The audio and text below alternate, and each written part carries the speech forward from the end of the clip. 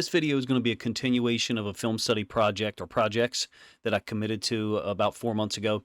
And that's doing off-season film studies of both of the offenses that I'm blessed enough to cover on this YouTube channel. And that's the Baltimore Ravens and the Detroit Lions. Two drastically different offenses in some ways, with quarterbacks who share some similarities in that they've been criticized too much so at various times during their career, but present drastically different skills on the field in terms of athleticism and their patterns of play.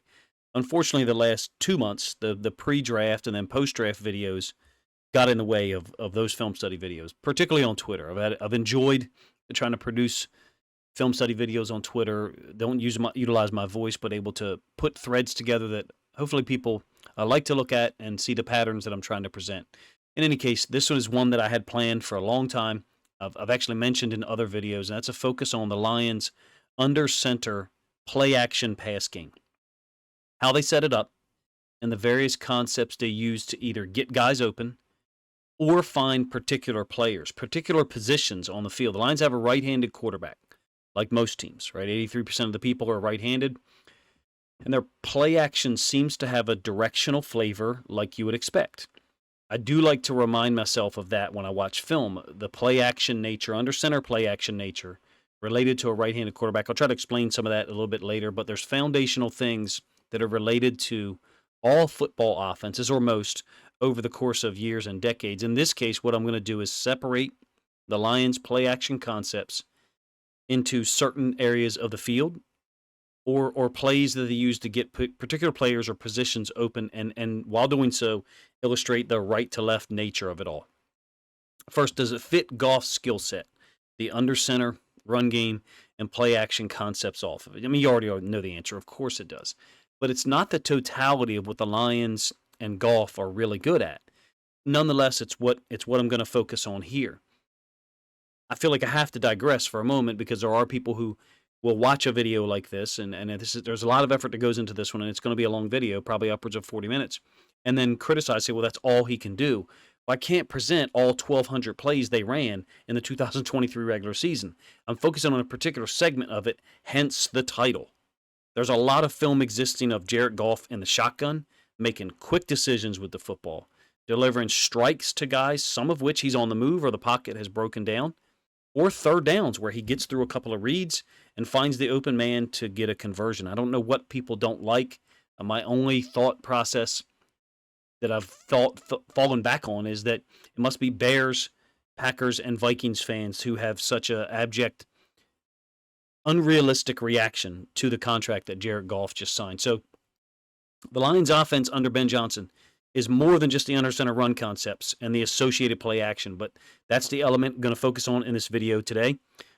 I don't present the entirety of the offense in one video. It's impossible. I can't do that. I'm not smart enough to be able to do so in a manner that would reveal things to you and remain entertaining. And in fact, for myself, I look back on some of these videos. I think they're borderline boring as it is, with me trying to explain them into smaller chunks. So feel free to give your feedback, as we do get to the film here in a moment.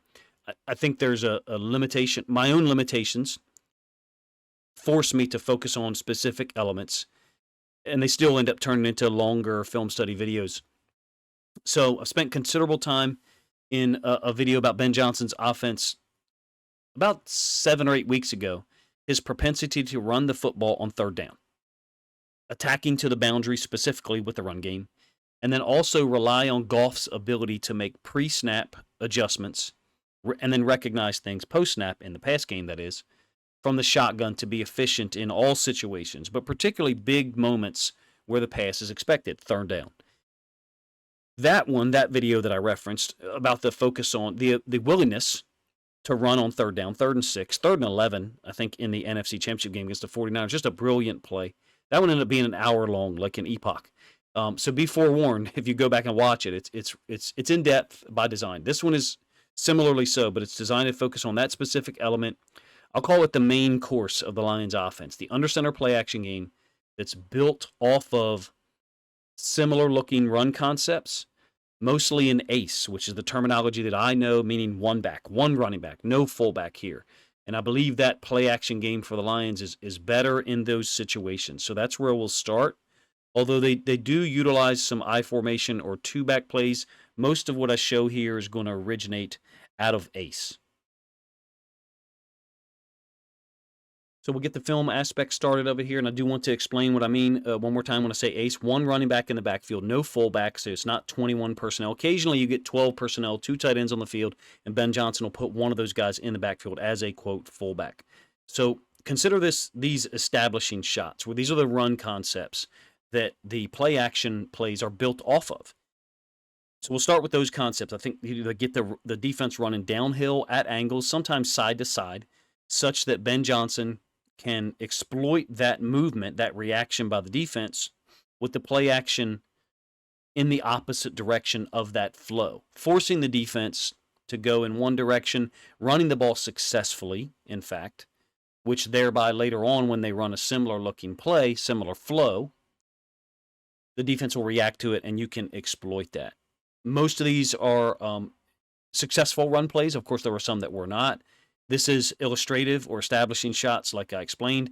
Some cross-flow examples, meaning the running back, Montgomery or Gibbs, and the tight end are going in opposite directions, most of which are full flow. Like the one you just saw here, you'll get the end zone angle in a moment. Full flow means the running back, in this case Montgomery, and the offensive line all going in the same direction. If you had a fullback in the backfield, then full flow would mean fullback and running back going in the same direction. So what I mean is offensive line working their zone steps, whether it's stretch or inside zone, and the running back going in the same direction. Full flow. There's no fullback back here, but you can still refer to it as full flow. Establishing the run game is a big part of the Lions offense, for sure. The game plan every week, no doubt. But I do feel like I have to mention, absent a strong running game, Goff can still be effective. It is the foundational element of what Ben Johnson wants to do. Get the second level defense moving one way, exploit or return to the play action soon thereafter once they're committed. But I have to mention, very few teams were able to stop Detroit's run game in 2023. Just 4, and I'll name them. The Bucs and Ravens, back-to-back games, Week 6 and Week 7. Health concerns, I think, had something to do with that. From a Week 6 perspective down in Tampa Bay, both running backs ended up being out after Montgomery got hurt on a screen pass. Also, the Vikings in Week 18, and then the Rams in the wild card win. Those two teams, I would rather say they slowed down the run game, but think of those 4 games. In 3 of them, the Lions were still able to generate 20, 24, and 30 first downs. And in fact, in those 4 games, the Bucs, Ravens, Vikings in Week 18, and Rams in the wild card game, Detroit still went 3-1. Goff was able to throw for 380 against the Bucs while the run game was shut down, 311 in the Week 18 win over the Vikings at home, and then 277 on a really efficient 22 of 27 passing in the wildcard win over the Rams. Point is, they can get things done, even when the run game is not churning out 5, 6, 7 yards a pop. It's a complete misnomer to say that Goff is only effective because of a strong run game, along with top-level offensive line and great positional talent around him. Don't get me wrong, I do think that those 3 things I just mentioned are real factors. But even before Sam Laporta, a possibly generational tight end, and Jahmyr Gibbs, a threat to score every time he touches the ball, even before they arrived in 2023, Goff threw for 29 touchdowns, only 7 interceptions, and he put up 4,400 yards passing in 2022. His quarterback rating in 2022, the actual quarterback rating, the real one, was higher than it was in 2023. So was the fake one, by the way. But having said that, it makes things easier, smoother for the offense. They look damn near unstoppable when the run game is going, when the run game is established. The offensive line is moving people and creating those seams, those gaps for Montgomery and Gibbs to slice through. I think it sets up the play action stuff extremely well. What percentage do you think the under center run game and play action that's associated with it represent of this offense? I would say between 45 and 55%. I don't think it's 70 to 75% plus. So let's use all that as a backdrop, the run concepts I just showed you and some of the things I talked about. And what I want to do here is categorize for you some of the play action concepts, the types that the Lions use, and then try to provide you with the situation, meaning the focus on the personnel, the formation, the location on the field, and then down and distance that those concepts generally show up during the game. The first one that I'm going to try to illustrate to you guys is actually one that's kind of anomalous, but I think illustrates the diversity with which Ben Johnson's offense operates, particularly in the under center play action game, which is what we're focusing on. 11 personnel here against the Rams in the wild card game. Backside X, going to get the ball on a little delayed slant. Now I call the X receiver the backside of a 3-by-1. So it doesn't actually always have to be the guy who's listed as the X receiver on the depth chart. You can see you've got tight end and Jameson Williams to the left of the offense, downside of our screen. Twins to the right, so 11 personnel twin slot. St. Brown going to motion across. So for me, I call the X receiver the guy who's left on the backside of a 3-by-1 formation. Cool design, no mesh between the quarterback and the running back because it looks like a fake toss. The toss that everybody runs where the tight end will engage an edge defender and then a second tight end comes in motion to go ahead and kick that guy out further. In this case, it happens to be St. Brown, which Ben Johnson does utilize him in the blocking scheme to a significant extent. Great throw by Goff, stuck right in there to Reynolds, who has obviously since departed. Doesn't get in, but nonetheless a really cool play if you ask me. The fake toss, 11 personnel, backside X, one way that they get the ball to that position. Again, I'm trying to illustrate not just multiple concepts, but multiple positions on the field getting the ball on these play action concepts. Already established or showed you the run concepts to get that ingrained in your head so that then hopefully these make more sense, even if I'm not able to explain them very well. Now, this is obviously an incomplete pass, but it's a totally different personnel grouping. Backside X this time happens to be Jameson Williams. This is 13 personnel. In fact, jumbo 13 personnel. You've got Skipper, Wright, and Laporta all to the offense's right downside of our screen. Bucks have obviously reacted to it by outside linebacker, head up on Brock Wright. Strong safety, corner, Carlton Davis III, who's now on your team, and then free safety, middle of the field. So they've kind of kicked everybody over to that side. Play action by Goff gets everybody moving forward. One-on-one up top screen. I thought this was very cool to see Jameson Williams. I know that as a Lions fan, you were excited to see the touchdown, but this ability to stop on a dime and then come back was cool, along with the fact that they're willing to do this. Throw to the backside X off of a play action concept. It's not like you've seen him be open on this when he's just running someone off. Of course, Jameson Williams has the speed to run someone off, get an outside release, and just take off vertically and win. Here, I don't think he's actually trying to do that. I think he's probably at like 93, 94% speed because he knows he's going to gear down. Hits 100% just before I paused it right there, and then the athletic ability to stop on a dime and just leave 35. Goff can't get enough on it because there was pressure in his face. So cool, it ends up being a drop, I guess, for Jameson Williams, but illustrates the athleticism and then the diversity of the ways that they get the ball to the backside receiver. One more, also 13 personnel, and this one, I don't know why more people don't talk about Sam Laporta being an unbelievable talent. I did see last week people talking about expecting him to come down to earth. I don't know how you could watch the film of 2023 and think that that's going to happen. This is another 13 personnel grouping. In fact, jumbo 13 again. Brock Wright is on as the fullback. Laporta is the backside X, and legitimately he could play there. I know that that's probably not a popular statement for people that aren't Lions fans, but it's the truth. And then Skipper is the third tight end, jumbo, in the slot. So you have a slot I formation. Brock Wright on as fullback.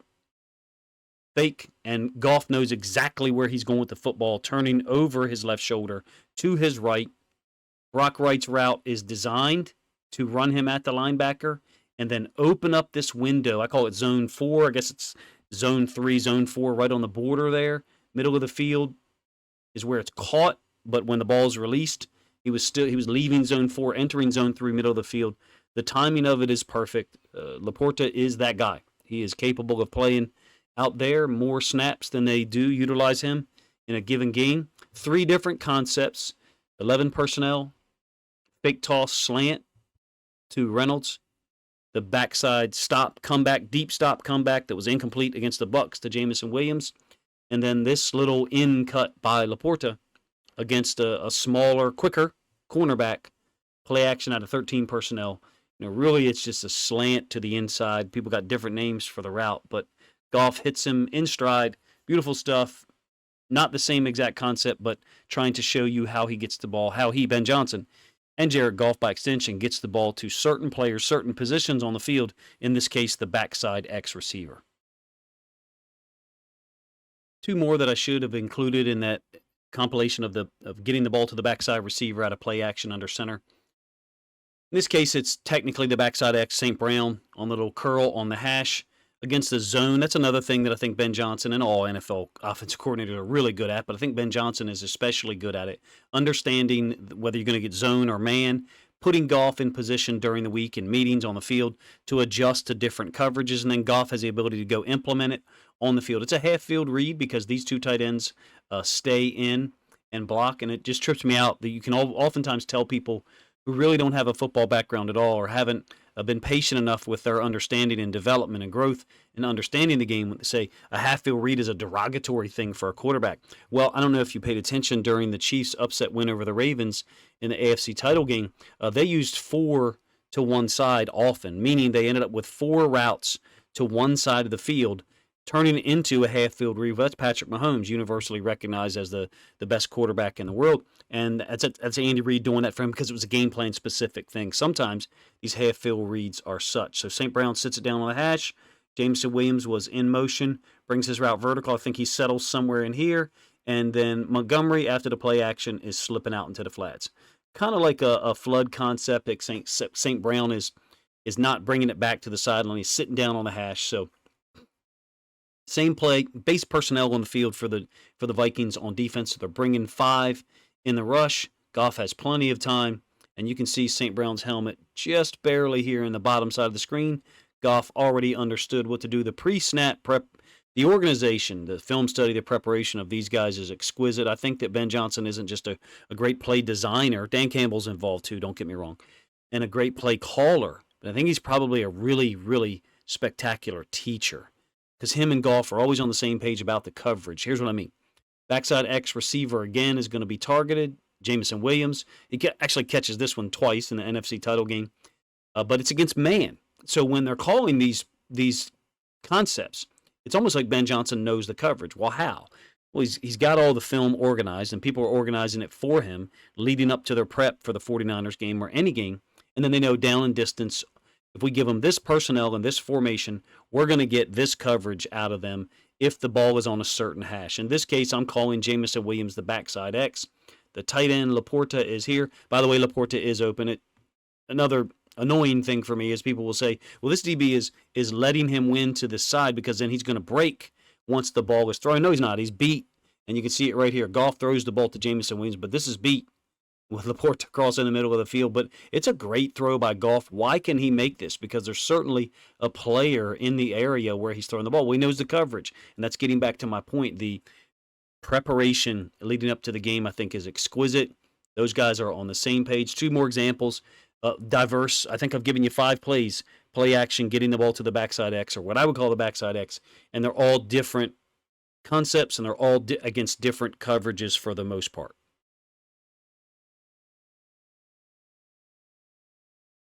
All right, now let's look at some short yardage play action stuff. I'm only going to show you 2 plays. I'll harken back to a game-winning touchdown by Brock Wright, I think against the Jets, late in the season, 2022. Can't remember exactly what week it is, but this play is not from that game, but it's similar to it. That's the reason why I mentioned it. This is a 3rd and 1, 8th possession of the game, home playoff win over the Bucs. Got to give the Bucs credit. They're a tough defense. They're very physical. And in this case, you got a 3rd and 1. Bucs are matching up in man. By the way, Carlton Davis Jr. does a nice job getting in the hip pocket of St. Brown here. You got man coverage across the board. DB is going to allow Laporta to cross and release to someone else. And I'm talking about Laporta going in motion across. So Levante David, still a spectacular inside linebacker, is going to take Laporta. But unfortunately for the Bucs guy that I mentioned, he didn't pick up the drag, the delayed release by Brock Wright. Coming across right to left, Goff finds him. Like I said, exact same play, if you ask me, conceptually, that they ran against the Jets on the road to win that game in the 4th quarter. I believe less than 2 minutes left in the game, but I could be wrong. Maybe it was a little more than 2 minutes, so feel free to remind me of the exact situation in the comment section, but I think I've got most of the details right.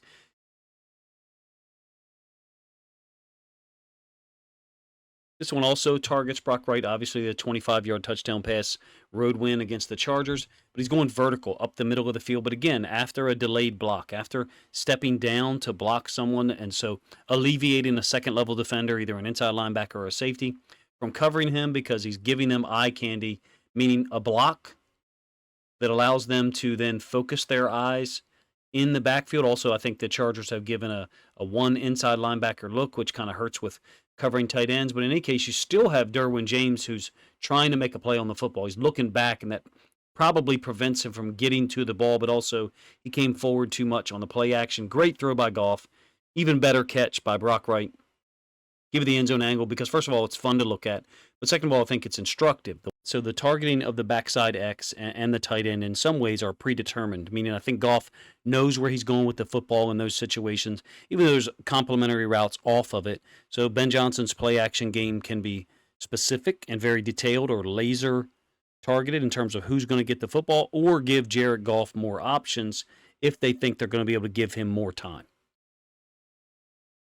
This one is going to be one of those situations that I'm talking about. There's going to be multiple options here for Goff, but it's almost going to end up being 4 to one side. I call it a flood concept. It's a return motion by the receiver. You can tell that Amon-Ra St. Brown understands the coverage. He's a brilliant football player, number one, but super smart as well. During the play, he recognizes he's not going to get the football because he sees the safety sitting over top of his route. Almost ends up being 4 to one side because what I mean is it's similar conceptually to what Brock Wright just did on the last a couple of plays. This is a 2nd and 4 early in the season. Laporta's up here to the top side of the screen. He's going to block, and then he's going to release and sit in the middle of the field. If it was 4 to one side, by the way, he gets like a KO here, I think, on one of the defensive linemen. A running back is also releasing to the downside of the screen. So you've got 1, which is really just a clear out route, St. Brown. 2 is this deeper out concept. 3, the running back into the flats. And then here is Laporta kind of settling. Again, it's a 2nd and 4, but you can see there's more built-in options for Goff to go to. I really don't think that this is going to be a realistic option. It's a clear out concept. Someone, regardless of coverage, corner or safety, is going to cover it. This is a late option. To me, the design of this is such to get the ball to the deeper out. It's covered by Witherspoon. Goff has time, which is what I mentioned a moment ago, and then gets the ball to Laporta, who makes some magic happen. I think he makes Bobby Wagner miss with a stiff arm, and then ends up getting tackled by Tariq Woolen. Cool concept. Let it flow through one more time. It's not designed for the X. It's not designed for the tight end, but Goff has the time. Again, it's 2nd and 4, so the run game has been effective. I think generating 6 yards to get him to this point. Play action with the running back. DB's not really going for it. So you do have another half-field read, if you want to call it that. But that's football. There's plenty of times where it's a half-field read. In this case, Laporta is the beneficiary of overloading that side. He kind of sits down in between the hashes and picks up a first down. One more here that ends up going to the tight end. This is by design into the boundary. So now I'm going to separate this into talking about the portion of the field away from the field side. Ball's on the left hash, so the boundary is to the Lions left, the top side of our screen. Got this Jill ISO between Ferkser and Laporta. Laporta's going to step out to the DN. Ferkser was playing that game, recently signed because Brock Wright was hurt. Ferkser's going to release between the defensive end and the defensive tackle and go vertically and then get picked up. The play action ends up going back to, it's really not the boundary, the ball's in the middle of the field, so forgive me for that. But it comes back to the tight end sides, 12 personnel, Ferkser and Laporta on the field, totally uncovered. Over there to the top side of the screen, picks up a first down. C.J. Gardner-Johnson talking mad stuff, obviously. I love the flow of these plays, the Jill ISO concept. It's not seen often, 2-3 times a game, depending on the team that you're facing. But there's some teams that don't run it at all. So a Jill ISO, if it's a run concept, is a block by the tight end out on the defensive end. And as I illustrated before, another tight end or a fullback or H-back, if you will, inserting into the formation and going block someone front side. In the scenario I just described, the run concept would go to that side. It does not here. You've actually got a pulling lineman moving away and then a counter step by the back.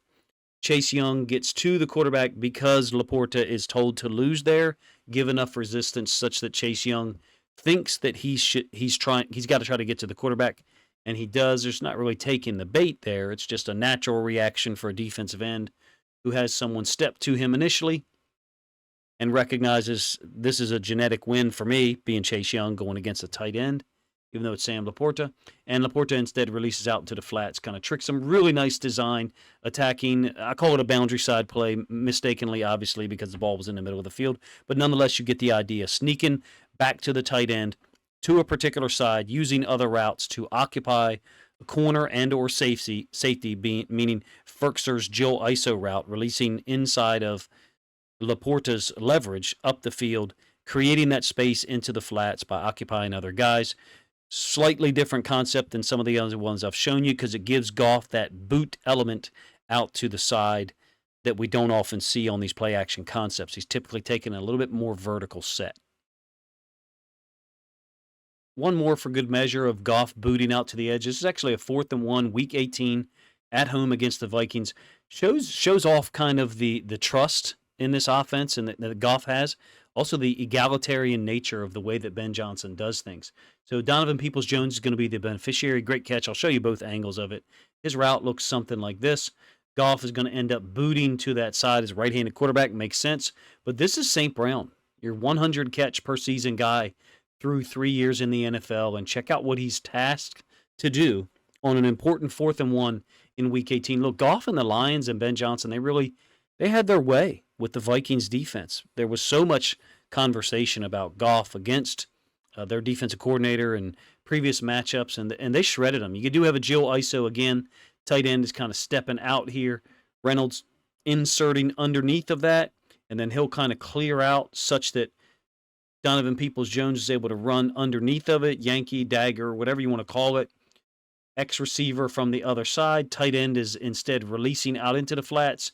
So he's picked up. Goff theoretically looks like he'd be able to possibly pick up this first down once the outside linebacker stays with Mitchell, the tight end, out in the flats. End zone angle, same play. Again, note St. Brown.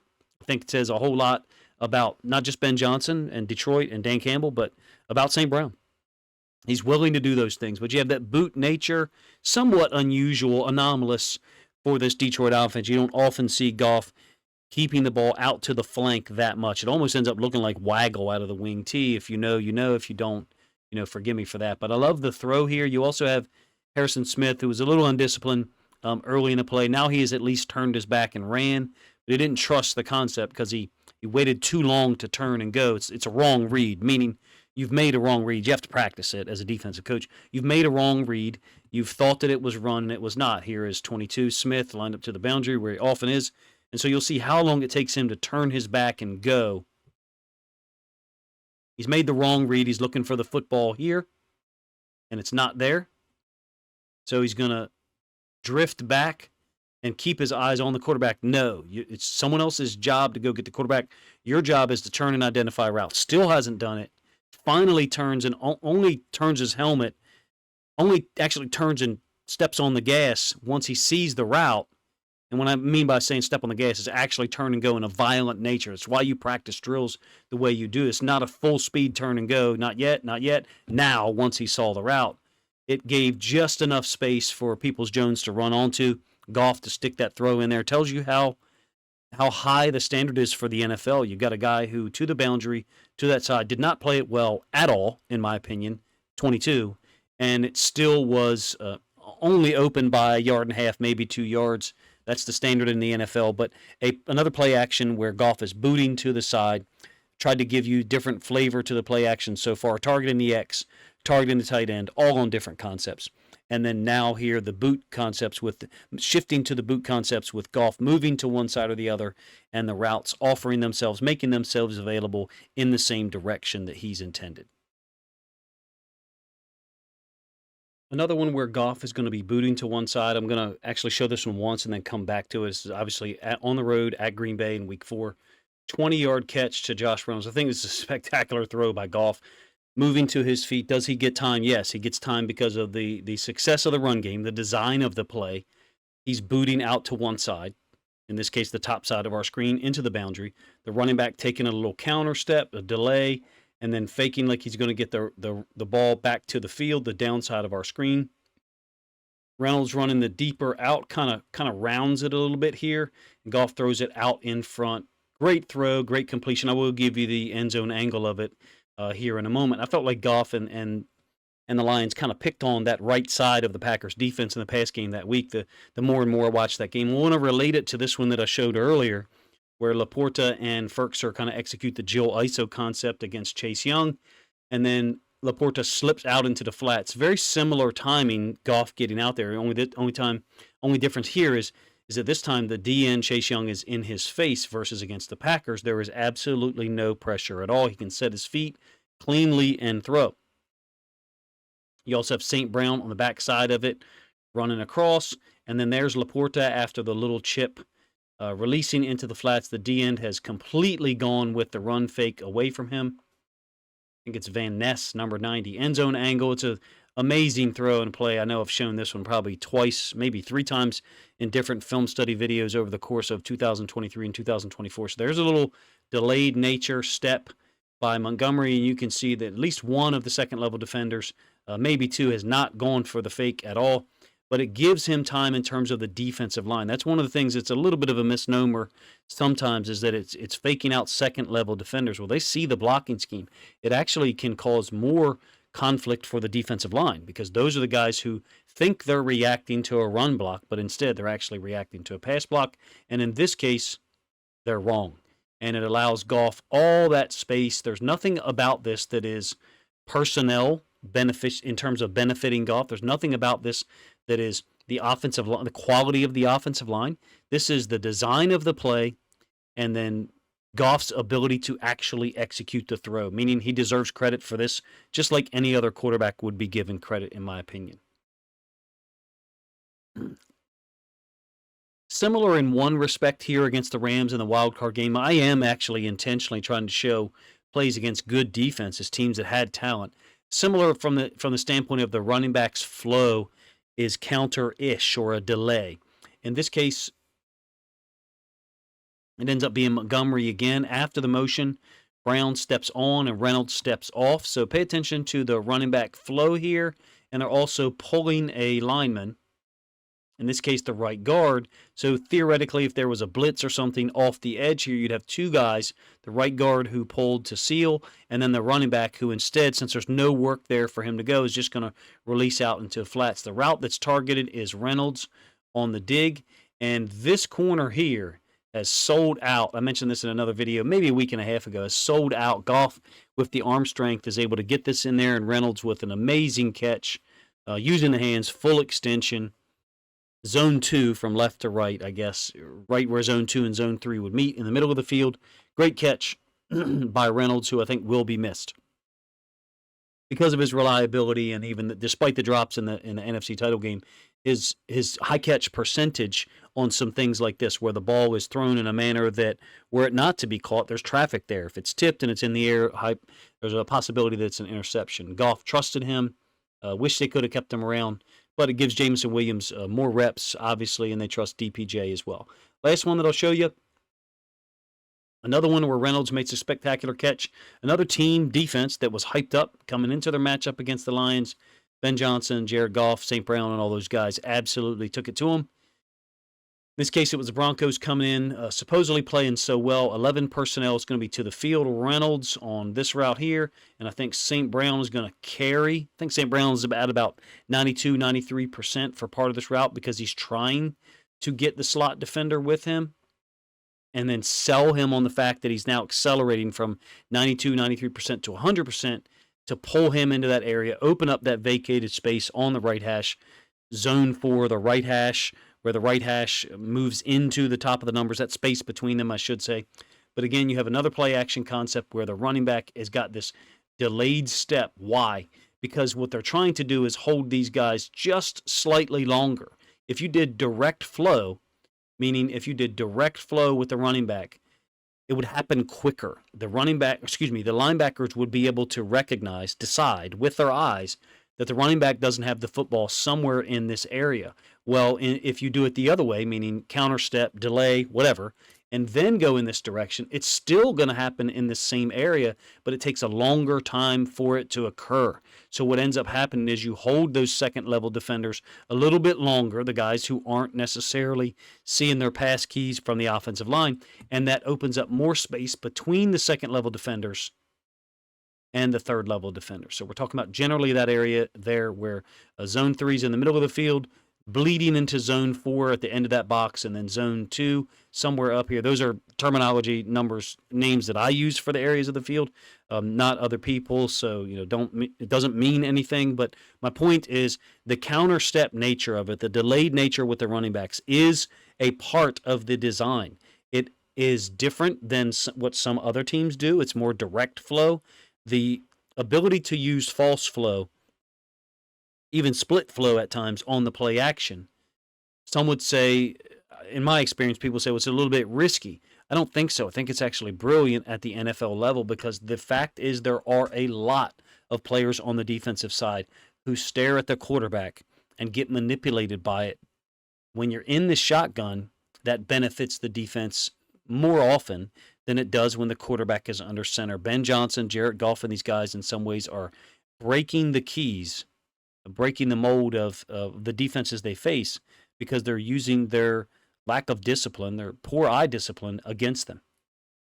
Now, look, let me expand on that thought a little bit, explain it. I don't expect you or anyone, for that matter, to immediately accept the proposition that I just put out there, which is that NFL defenses are often less disciplined with their eyes and therefore can be easily manipulated at times, specifically by this Lions offense. There is a caveat. I mentioned it a little bit. When the defense, can see the ball with the quarterback in the shotgun, specifically the pistol, it can help them. They can see concepts, particularly quick game concepts, react quicker, see the ball handed off, and just go on ahead and go. But when the quarterback's back is turned, and you, the defense, are relying on seeing whether the running back has the ball or not, that prolongs the conflict. And when you combine or add on to that the element that I tried to explain a moment ago, the delayed nature of the steps of the running back, counter steps, delayed nature, whatever you want to call it, stepping to one side of the midline, in this case the right, and then coming back to the left, you have elongated that conflict. You've elongated the defense's ability to recognize, run, or pass, certain players that is, even further. And I think that's one thing that Jared Goff and the Lions benefit from. It creates more space either vertically, the box that I showed you where I sloppily drew zone 2, zone 3, and zone 4. It creates more space vertically between the second and third level of the defense, the linebacker level and safety cornerback level, if you will, or horizontal space out into the flats on some of the throws I illustrated earlier, generally to the tight ends. It's not a theory. For me, I know it to be true at the NFL level. You can see it. It is one of the reasons why the Lions offense is so effective with the under center run game and associated play action concepts. Defenses don't see it that much. There's a little less familiarity, number one. Number two, the Lions offensive guys, Goff, the running backs, are lying to the defense. The quarterback's back is turned. They can't see a mesh. Defenders who normally see the ball on a snap-by-snap basis can't see it. Now, it sounds like I am also saying anyone can succeed in this system. No, that's not what I'm saying, in fact. Goff has mastered it from the standpoint of adjusting players pre-snap, changing play calls pre-snap, changing play calls from run to pass or pass to run. And I've covered that many times in other videos and even mentioned it in the lead into this one. Understanding where the space will be available, which route will probably be open. His connection with St. Brown is obvious. I think Goff is an extension of Ben Johnson and Dan Campbell, for that matter, on the field. And in the play action game, look, it absolutely suits him. But that's a good thing. That is where he's playing football right now. And in fact, that's what he did with the Rams. Nobody decries the Rams quarterback, Matthew Stafford, because he's playing in an offense that allows him to turn his back on play action and create longer conflict for the defense. That's a foundational element of football. I'm not sure why people are allowed to criticize that and utilize it as a tool to bring down or try to tear down quarterbacks that are effective. Look, Goff, Ben Johnson, as well as Dan Campbell, like I said, they're on the same page. They know how to manipulate defenses, but it's not the same plays every week. I think this video has hopefully showed that to you. The concepts that I displayed or tried to explain to you, hopefully well enough for you to enjoy it, they weren't the same, were they? Was every concept the same? No, the Lions don't run the same plays every week. the plays don't work because of the talent of the wide receivers, the tight ends. That's hilarious. And because some of those guys were passed up by many teams multiple times over in the case of St. Brown. And it's not just because of the quality of the O-line. I think I illustrated that with some of the play action boot stuff. As you can see, the concepts are different depending on the opponent, number one. Depending on the coverage that the defense is playing in that spot on the field, that down and distance against that personnel group. The coverage can change who ends up being targeted, meaning if someone on the defense betrays their area of responsibility or shows poor technique, like a couple of the things I broke down, then a certain player ends up being more open than possibly they would have been. You guys will have to let me know if I left anything out. I probably did. As I got to the end of this video and finished the editing, I realized there's no St. Brown receptions in here. In and of itself, that's crazy to look at a segment of the Lions offense and not find catches by St. Brown. I did have, I think, 3 in my folder, and I kind of intentionally left them out, not because they weren't illustrative, but because I already had other plays that got to that point. I didn't need to do too much overlap. This video had gone on long enough, and like I said, the editing took an hour in and of itself, so I kind of needed to put that genie back in the bottle. I hope you guys enjoyed the video. Let me know in the comment section if it was too long, what other concepts, play styles you'd like to see examined. The long form content is probably what I'll focus on for a long time in the off season on YouTube, because you get less views, number one, but the people who do watch longer because you're hardcore fans. And the shorter stuff is what I'll put on Patreon and Twitter. Please let me know if you enjoyed the video at all. If you have criticisms, let me know. I'd like to improve my content, improve my process and my presentation style, particularly as we get to the 2024 season. As an aside, if you've listened this long, I've already gone through the schedule for 2024, and I'll be able to do game reaction videos for, I think, 15 of 17 Lions games this year. Maybe it's only 14, but a tremendously high percentage, and almost every Ravens game. Maybe there's one that I will not be able to do so. So a great opportunity for me, as much criticism as I have about the NFL schedule for 2024. It does benefit me on a personal level because I'll be able to cover in each week one Ravens game, one Lions game, and occasionally set myself up for the ensuing week by watching either the Lions or the Ravens' upcoming opponent during my limited amount of free time. Appreciate you guys' time, man. Let me know what you think of the video in the comment section. If you think other Lions fans would enjoy this really long film study about the Ben Johnson under center play action concepts and how I think they work, based on my own limited understanding, then please consider grabbing a link to this video, sharing it out on social media to help this content get more reach.